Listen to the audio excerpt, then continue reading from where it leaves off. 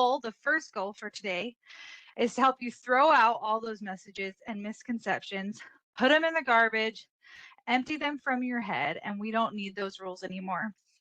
In fact, the rules and messages like that can hinder our movement as it takes away from the joy of moving our body. And it also can create stress. As we think of those rules and messages that we grew up with, sometimes we get anxiety or stress just from thinking about completing them, which dumps cortisol into our body, which then hinders our ability to move our body correctly, as well as get the best out of our movement.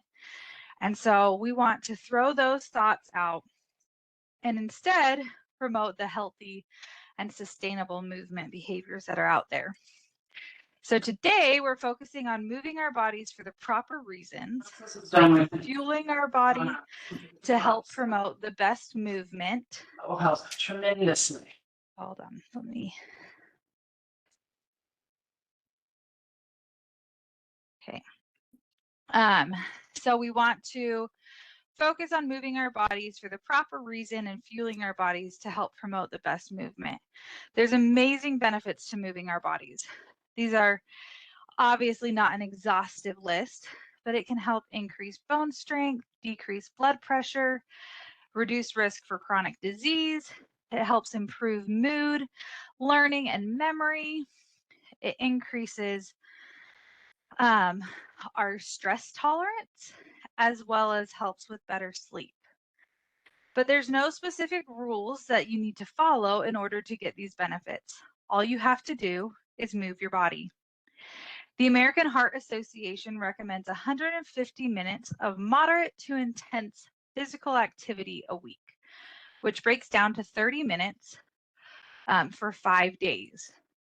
So what does that moderate activity look like? Moderate activity is anything that kind of gets you out of breath, but you don't necessarily have to be breaking a sweat. We just want that heart rate up. So it can look like walking, biking, social dancing, water aerobics, gardening, cleaning your house.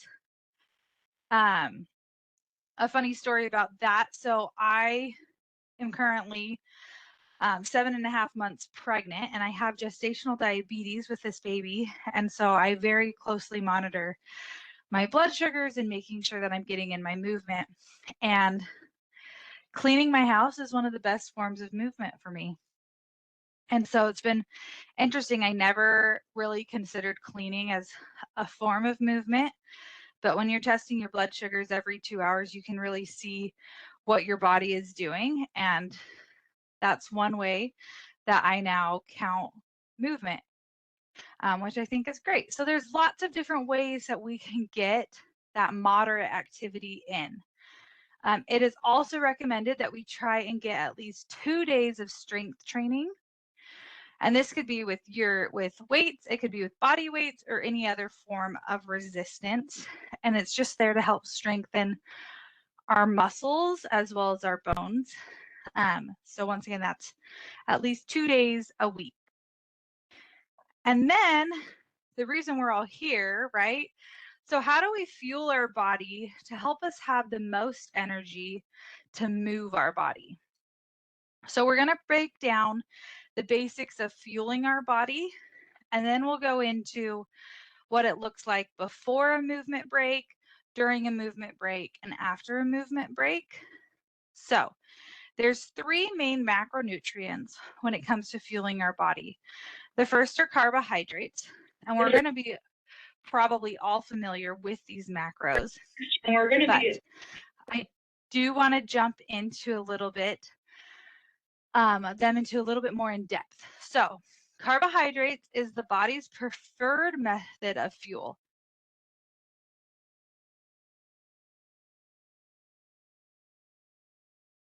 Oh, Kirsten, we lost you. Did you lose me? Can you hear me now? There we go. Yes. Okay, perfect. Where'd you lose me at, Sadie? You just mentioned carbohydrates, and you're going to go into more detail. Perfect. Thank you. Okay, so carbohydrates They are our body's preferred method of fuel. So carbohydrates are what provides energy for your brain, your muscle, your heart, and your lungs. There are 3 types of carbohydrates: fiber, starches, and sugars. And then depending on these 3 types is how quickly your body breaks down the carbs and uses them for energy. So in very basic terms, the first thing that happens is you eat your carbohydrates and your digestive system begins to break them down. During that breakdown, your bloodstream absorbs the carbs, which we now call glucose or blood sugar. And your body releases what's called insulin, which directs the glucose to your cells for energy. If you have extra glucose, your body will store it in your muscles or your liver. And then once you max out those glucose storages in those places, your body converts extra glucose to fat. So where are your carbs found? Carbohydrates are found in pretty much everything. So bread, cereal, rice, beans, pasta, fruits, vegetables, milk, yogurt, and sugar all contain carbohydrates. Plant-based foods such as fruit, vegetables, beans, and legumes, as well as whole grains, those tend to be your starchier carbohydrates. Remember, there's the 3 types. You have your fiber, starches, and sugar, simple sugars. And so your plant-based ones, those are your starchier and higher fiber carbohydrates, which means they're slower to digest. Your simple sugars, such as those found in fruits and milk, are much easier and quicker to digest and result in a much quicker form of energy. This is important because it comes, and we'll come back to it in just a minute, because it has to do with what type of carbohydrates are best to eat when. The second macronutrient we're going to talk about is protein. And protein is what provides energy and helps build and repair your body's cells. Protein is an essential nutrient because it is made up of an amino acids. There are 20 different types of amino acids, and each do different things that help our body. 11 of the essential amino acids are produced by our own body, and we don't actually need to worry about those.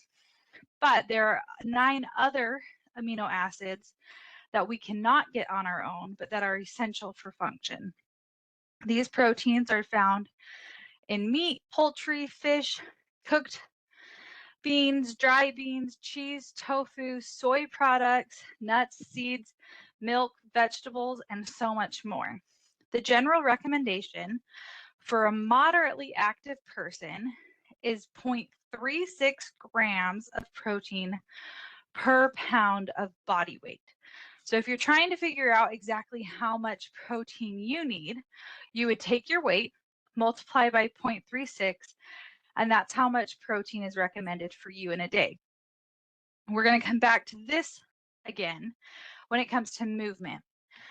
But another important thing to remember is that your body can only absorb 25 to 40 grams of protein in one sitting. So when we consume protein, it's important that we're spacing it out and not consuming that total recommended amount for us all in one sitting, because our body won't be able to absorb it. So we need to be spacing it out throughout the day. And we'll talk about that again in just a second. But the last macronutrient we'll talk about is fat. Fat is what provides energy, helps build the covering around the nerves in your body, and helps make hormones. Fats are what helps lower your risk for heart disease and stroke, fight inflammation, and aid in the absorption of minerals. They also help you stay full for longer. Now, fats are not all created equal, and there are different types of fats. But for simplicity purposes, we're going to say plant-based fats are your best fats. So those are your avocados, your chia and flax seeds and walnuts.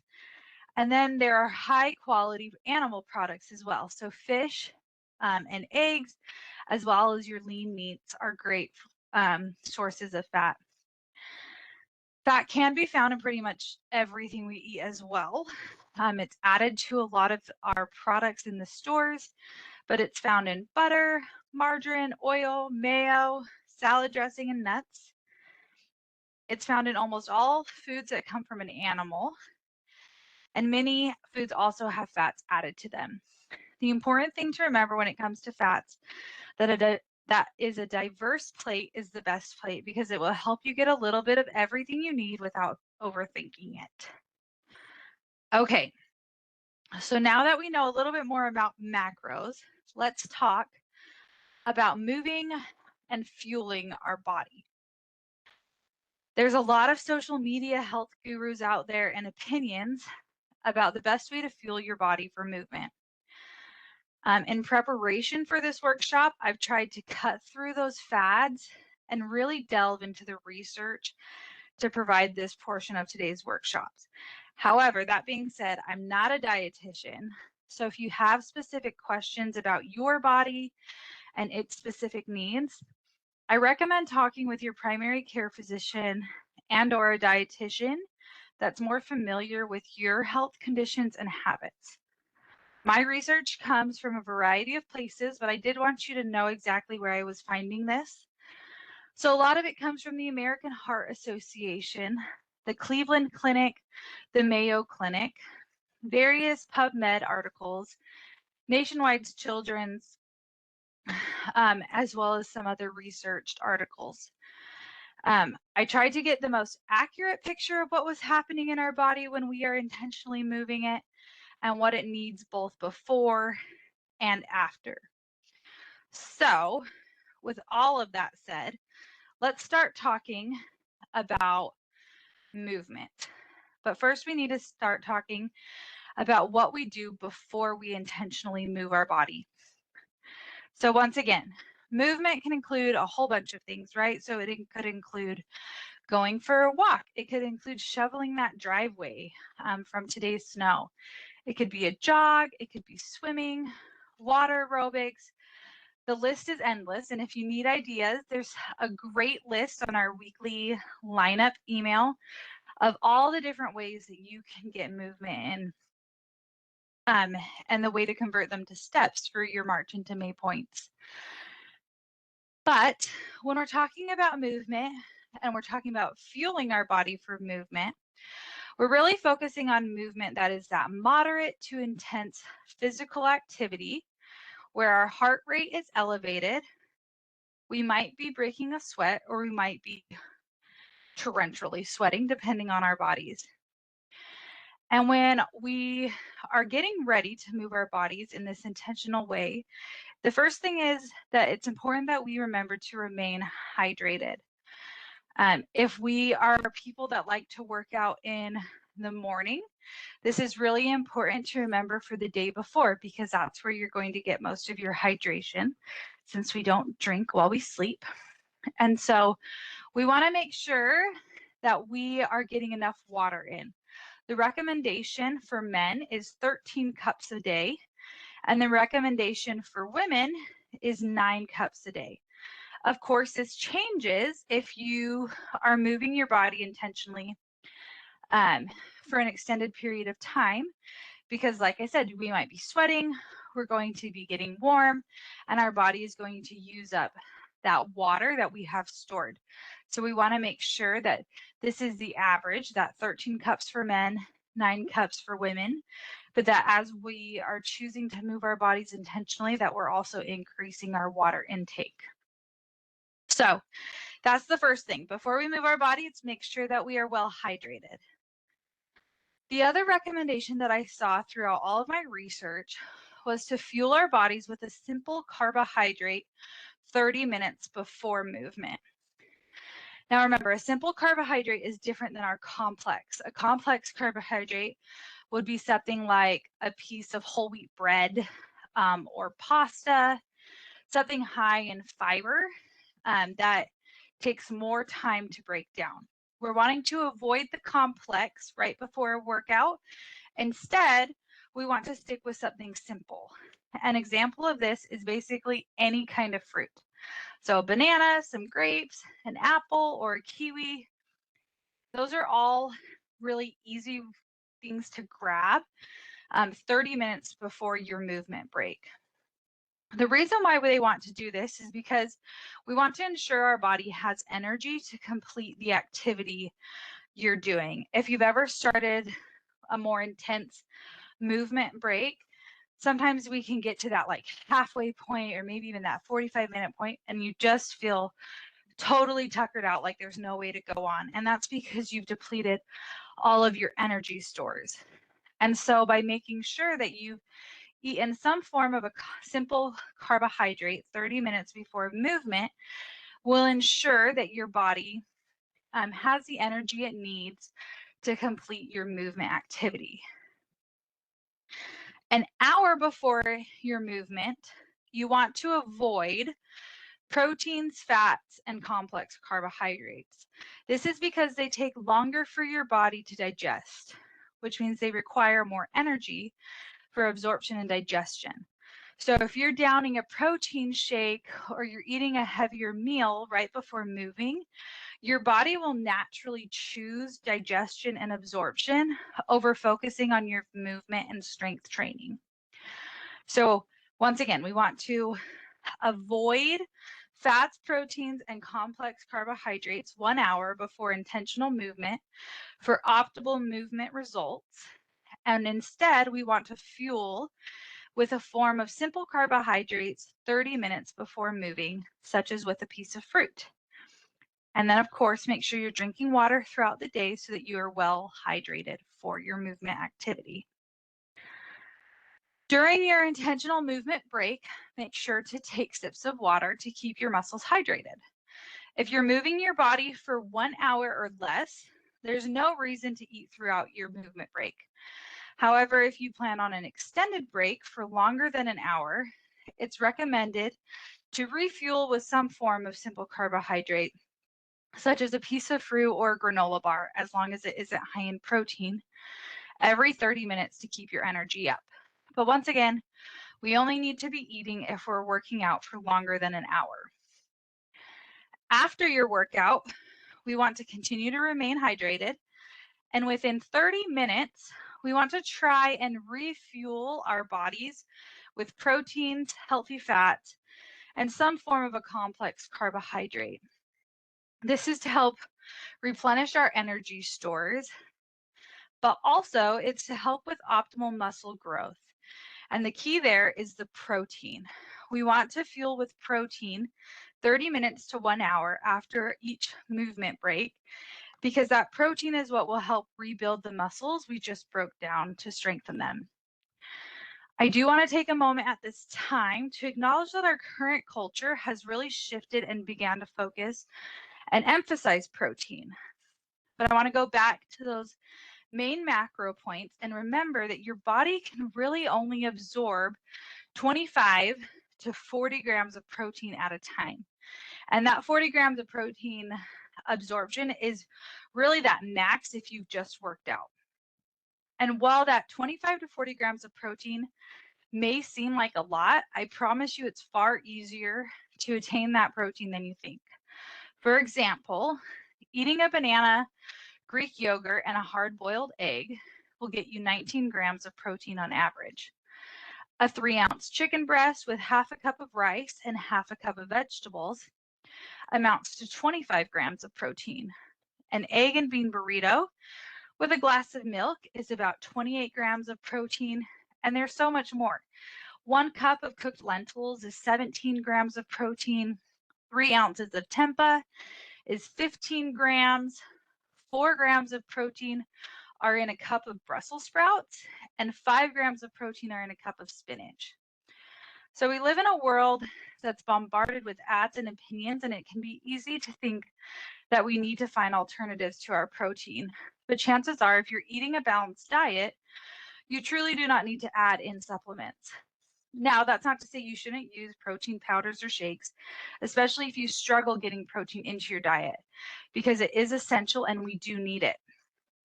But remember, your body can only absorb a certain amount of protein at a time. Once it's reached its limit, it simply stores that extra protein as fat. So if you're worried about you aren't getting enough protein, try tracking your meals and seeing how much protein you're actually getting. Remember, protein is found in more than just meat. It's also important that we're spreading out our protein consumption throughout the day. American diet culture, we usually protein load at night. However, it's important that we're making sure that we're getting around 25 to 30 grams of protein per meal to give our bodies the best chance of absorption and use of protein. And remember, if you want to know exactly what your personal recommendation is, it's 0.36 grams of protein per pound of your body weight. So, in conclusion, we want to remember that all forms of movement are wonderful. The best form of movement is the one that you'll do. Fueling your body properly for movement is what will help us maintain our energy and endurance during our movement breaks. This means it's important that we remain hydrated throughout the day and that we're eating balanced meals.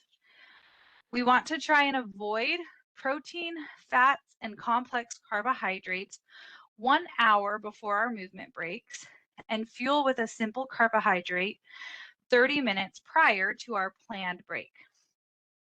During movement, make sure you are hydrating and refueling every 30 minutes if you are working out for longer than 1 hour. After your workout, make sure you are continuing to remain hydrated throughout the day and that you choose to refuel with protein, fats, and a complex carbohydrate between 30 minutes to 1 hour after your workout. And then, of course, continue to fuel your body according to its hunger and fullness cues throughout the day. Once again, this workshop was by no means exhaustive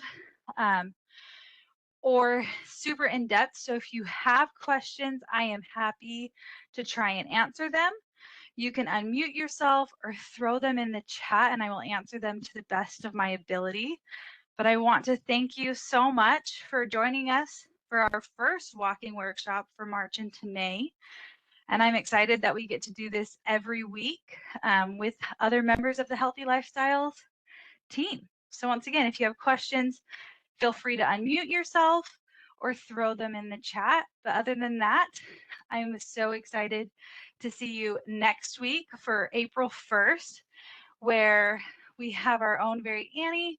She will be teaching on your heart and movement, a love story, and it will be from 2:30 to 3 p.m. Thank you so much, Kirsten. That was fabulous. We have recorded this workshop, so you can review it later. You can also send it to your March into May team. And if you would like points for today, you will go to your WellSteps account, click rewards, and scroll down till you see workshops and you'll mark it off there. But thank you so very much. Here's the schedule for upcoming walking workshops if you're interested. We will be posting them in the weekly lineups for you to register.